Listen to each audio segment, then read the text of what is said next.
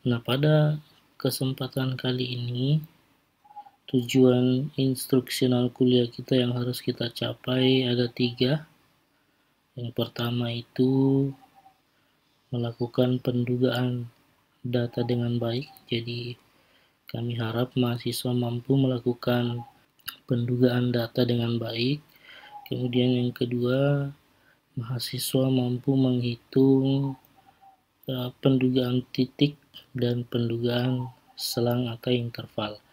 Kemudian yang ketiga, menghitung pendugaan parameter untuk sampel kecil dan sampel besar.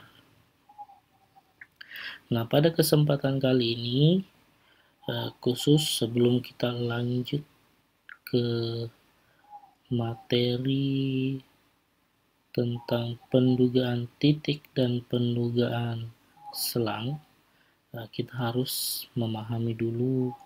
Yang pertama adalah konsep dasar dari pendugaan parameter itu. Jadi konsep dasarnya seperti apa, nanti kita akan berbicara terkait populasi dan sampel. Konsep dasar pendugaan parameter atau pendugaan parameter itu biasa disebut juga dengan parameter estimation. Oke. Nah, kemudian di dalam materi ini ada beberapa istilah penting yang juga harus kita pahami. Yang pertama, variabel atau peubah. Saya rasa adik-adik semua sudah pernah mendengar apa itu variabel atau peubah. Kemudian yang kedua ada parameter. Kemudian yang ketiga statistik. Nah, dari ketiga istilah ini, saya rasa mungkin adik-adik sudah pernah mendengar tentunya apa itu variabel, apa itu parameter, apa itu statistik di materi pembelajaran waktu di sekolah menengah. Dan ini sudah saya bahas juga di materi sebelumnya terkait apa itu parameter dan statistik serta variabel. Oke, sekarang kita lihat definisi variabel itu sendiri adalah ini, karakteristik dari objek yang diamati. Jadi variabel itu karakteristik dari objek yang diamati. Nah, jadi apapun objek yang akan kita amati, nah nanti kita lihat karakter apa yang bisa mewakili dari objek yang kita amati itu adalah variabel atau peubahnya. Kemudian yang kedua, parameter. Parameter itu karakteristik numerik dari populasi. Jadi kalau ini tadi variabel tadi terhadap objek yang diamati, kalau parameter karakteristik numerik. Jadi dia berbentuk numerik dari populasi. Kemudian statistik itu karakteristik numerik dari sampel. Jadi perbedaannya di sini parameter dan statistik. Kalau parameter itu dia untuk populasi, kalau statistik dia untuk sampel. Oke. Untuk lebih jelasnya coba kita simak ilustrasi berikut ini. Perhatikan hasil hitung suara ini. Coba perhatikan gambar yang pertama, kemudian ini gambar yang kedua.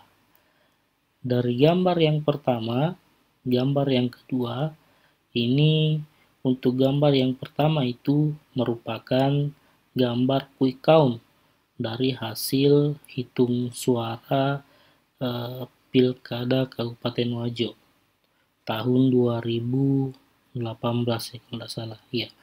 Nah, ini gambar yang pertama ini merupakan quick count.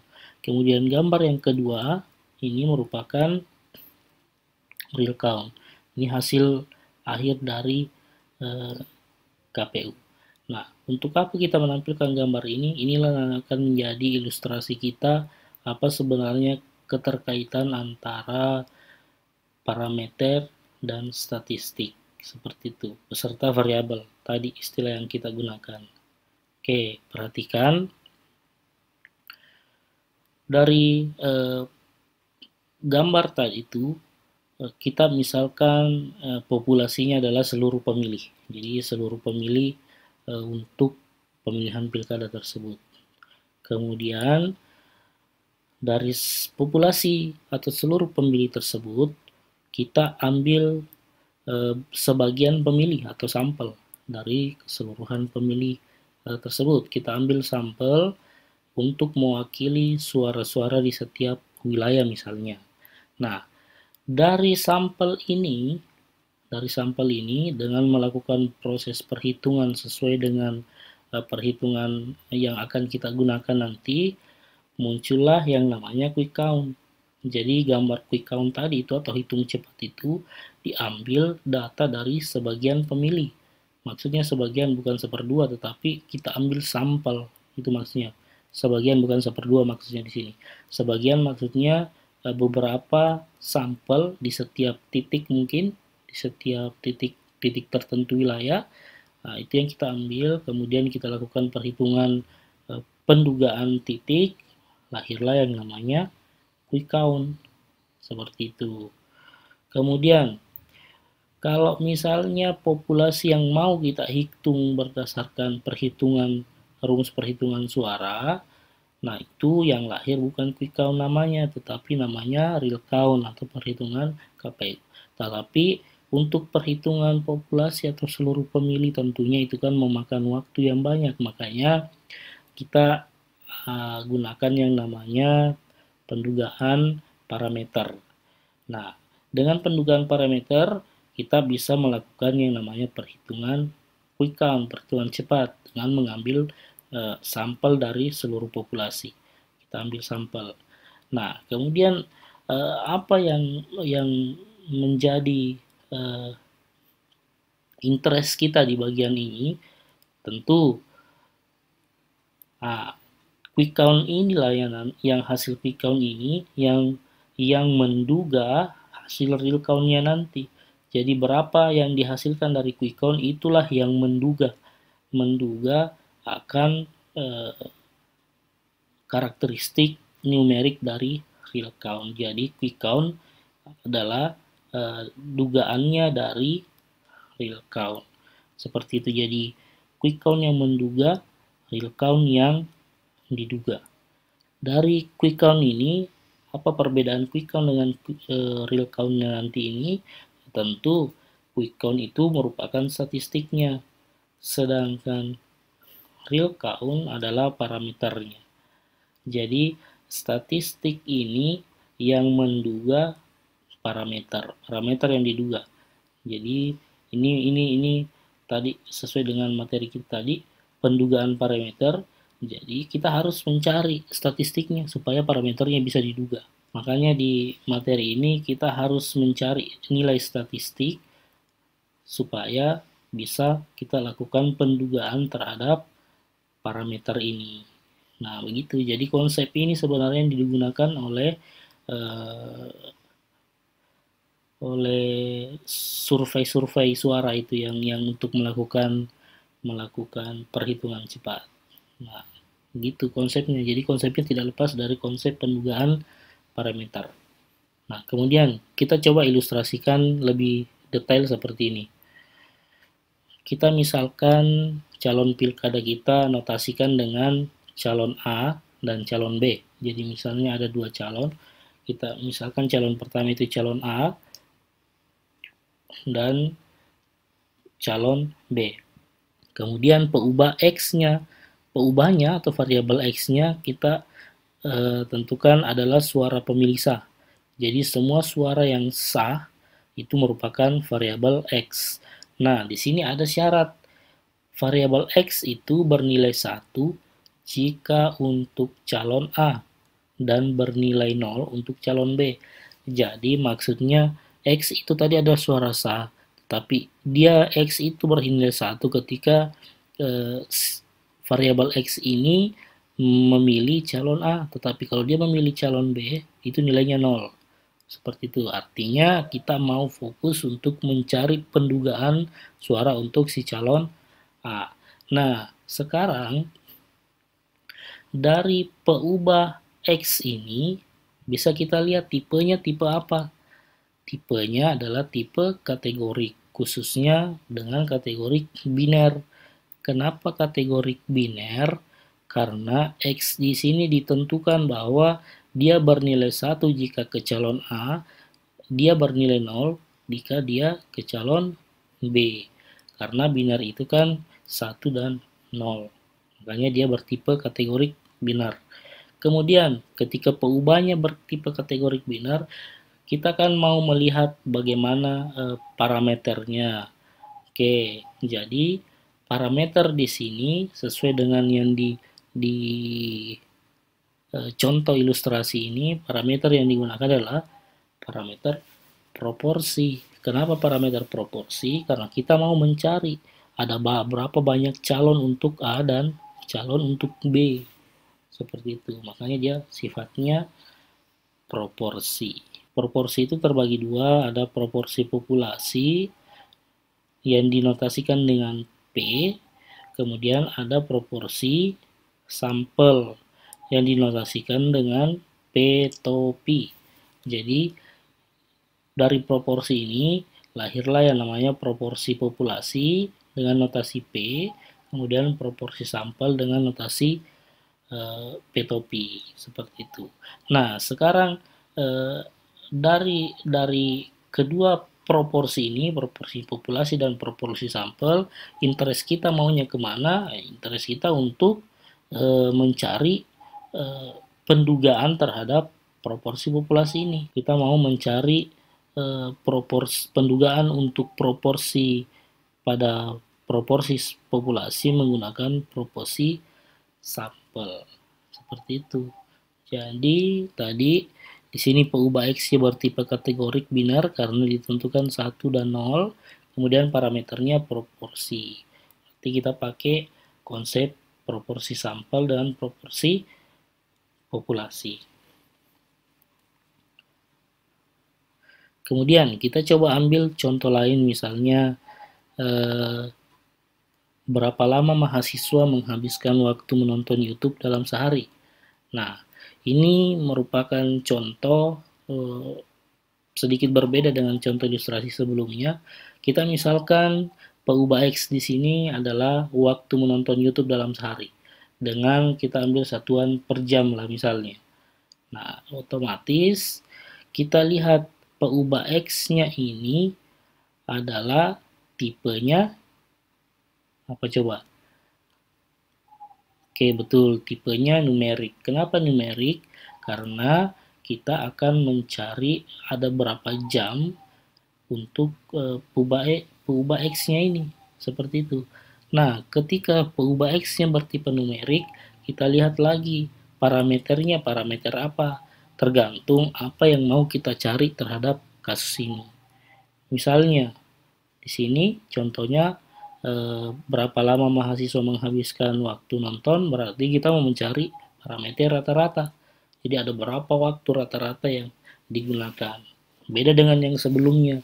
Sebelumnya kita mau mencari proporsi berapa banyak. Nah, proporsi kalau di sini kita mencari berapa lama, ini berkaitan dengan rata-rata atau rata. Nah, dari parameter ini muncul juga dua bagian yang namanya rata populasi dengan notasi mu, kemudian rata sampel dengan notasi X bar. Jadi rata populasi notasinya mu, rata sampel notasinya X bar. Untuk apa interestnya kita di sini juga sama dengan sebelumnya. Kita mau mencari pendugaan terhadap rata populasi dengan menggunakan rata sampel. Nah, kemudian muncul pertanyaan. Oke, sekarang kita sudah ketahui peubahnya bagaimana. Tapi untuk menentukan populasinya gimana?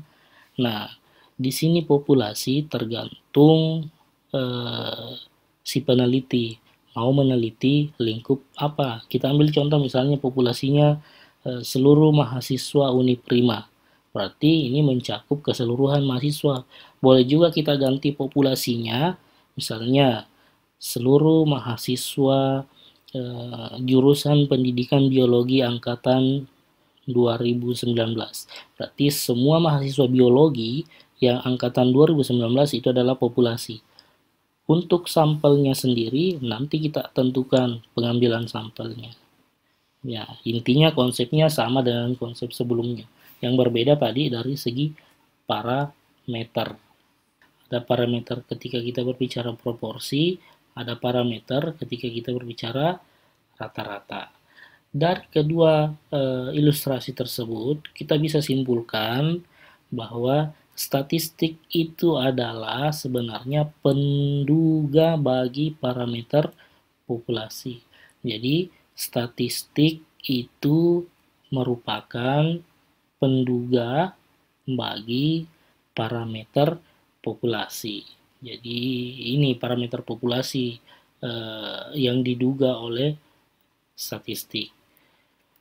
Seperti contoh yang kita gunakan tadi ilustrasi, di sini contoh ilustrasinya pendugaan proporsi ketika kita menggunakan proporsi sampel untuk pendugaan terhadap proporsi populasi, kemudian kita menggunakan di sini rata sampel untuk pendugaan rata populasi. Sama dengan contoh yang tadi, yang quick count ini melakukan pendugaan terhadap real count. Jadi ini quick count-nya, ini real count-nya melakukan pendugaan terhadap real count.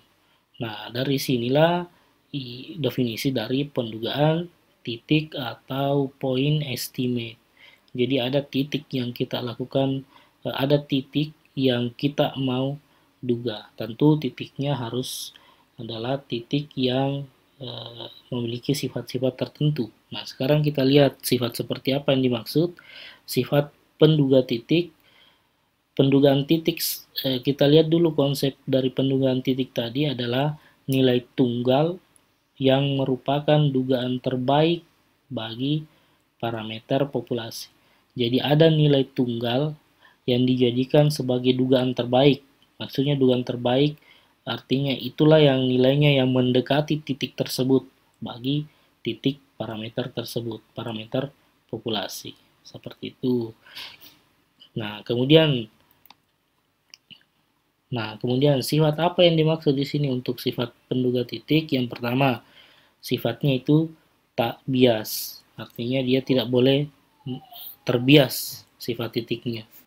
Kemudian sifat titik yang kedua itu ragamnya minimum. Artinya dia memiliki ragam yang kecil. Nah, sekarang kita lihat ilustrasi dari kurvanya. Coba perhatikan kurva distribusi peluang berikut ini. Untuk kurva yang berwarna pink merupakan sebaran populasi terhadap X. Kemudian untuk kurva yang warna hijau ini merupakan distribusi sampel rata-rata dari yang diambil. Dari kedua sebaran ini memiliki titik tengah mu. Dari kondisi inilah dikatakan bahwa nilai harapan dari X bar sama dengan parameter mu. Sehingga bisa dikatakan bahwa X bar menduga tak bias ke parameter. Jadi parameternya ini menduga secara tidak terbias ke parameter. Nah, sekarang coba perhatikan untuk kurva ragam minimum. Dimisalkan kurva rata-rata populasi ini, dimisalkan ada dua sampel distribusi yang digunakan. Misalnya ada distribusi sampel rata-rata, kemudian yang kedua distribusi sampel median. Nah, untuk kurva yang berwarna orange untuk distribusi sampel median, untuk kurva yang berwarna biru itu distribusi sampel untuk min. Nah, sekarang kita perhatikan distribusi sampel median lebih melebar dibanding distribusi sampel rata-rata, sehingga bisa dikatakan bahwa ragam distribusi sampel median lebih besar dibanding ragam distribusi sampel rata-rata. Jadi ini yang dimaksud ragamnya. Ketika ragamnya kecil, dia tidak akan terlalu melebar. Ketika ragamnya besar, dia akan melebar. Nah, sedangkan di sini dikatakan ragam yang minimum.